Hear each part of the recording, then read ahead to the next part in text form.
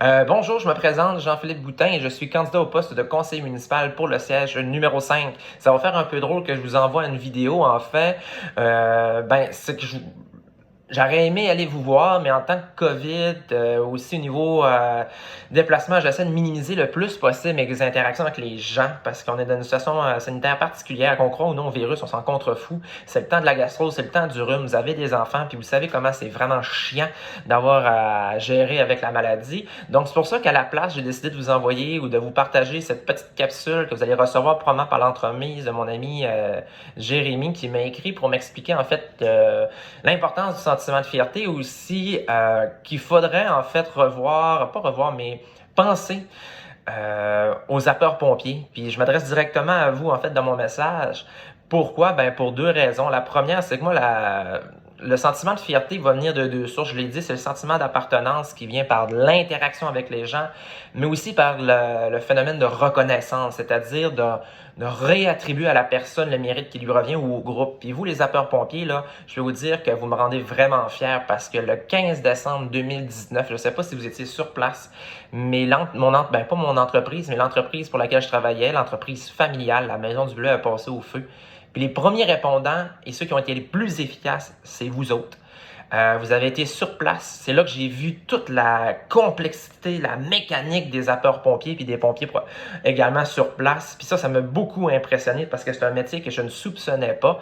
Oui, on entend parler qu'on est jeune parce que c'est un métier de rêve de devenir pompier, mais je n'avais pas réalisé à quel point c'était une logistique importante, puis pas juste sur le plan opérationnel, sur le plan aussi de l'humain, parce que vous gérez la bâtisse, le feu et tout le risque, mais ce qui m'est venu me chercher, c'est tout le pendant et le après.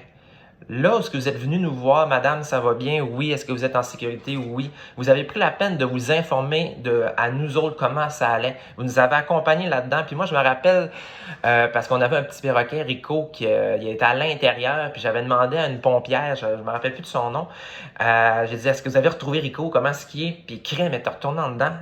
Après, elle est allée me le chercher, puis elle a dit, ben évidemment, il est décédé, là, mais elle a quand même pris la peine d'aller le chercher, puis tu sais, c'est banal, c'est un oiseau, mais ça, pour moi, ça fait toute la différence. Fait que quand je parle de fierté, c'est de redonner, puis moi, ça me rend fier, puis je tenais à vous le dire, merci d'être présent, merci au nom de toute la ville de Saint-Félicien. Il faut reconnaître, on a perdu notre corps de police, on a perdu notre garde paroissiale pour toutes sortes de raisons. Des fois, c'est des raisons plus organisationnelles que d'autres choses, mais au moins, on a raison d'être fiers à Saint-Félicien parce qu'il nous reste encore les pompiers. Vous êtes notre sentiment d'appartenance, vous êtes notre attache, puis on a la chance aussi de pouvoir compter sur une équipe qui est efficace. Moi, je l'ai vu en action, fait que je peux vous le dire que vous êtes vraiment efficace, je suis vraiment fier. Non seulement ça, ma mère garde des enfants, elle est gardienne, et à chaque année, vous passez dans les garderies pour expliquer aux enfants quoi faire, c'est quoi votre métier, pour éviter qu'ils aient peur en cas d'incendie. Fait que pour moi, ça me rend fier.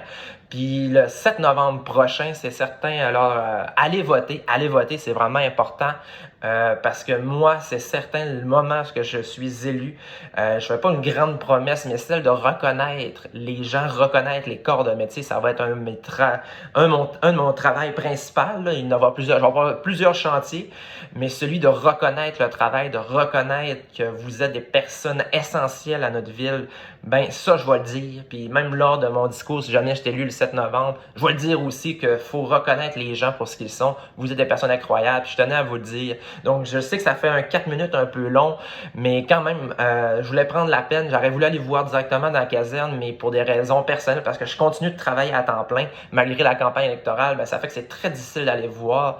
Mais j'espère que vous allez prendre la peine. Là, je sais que ça fait 4 minutes que je vous parle, d'écouter cette vidéo-là, puis partagez-la. Moi, écoute, c'est libre de droit, faites-en ce que vous voulez, mais je tenais juste à vous dire merci au nom de ma ville, merci au nom de ma famille aussi, quand vous êtes intervenu, au nom de ma mère, quand vous expliquez aussi c'est quoi votre métier.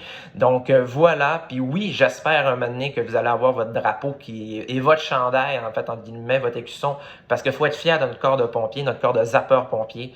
Donc voilà, c'est ça mon message pour aujourd'hui, puis je vous souhaite un bon matin, une bonne fin de semaine également, puis allez voter en grand nombre, allez-y pas ça, c'est plate ça, apportez votre chum, votre blonde, un ami, allez-y en gang, Caroline. Donc voilà, bonne fin de semaine à vous et à bientôt.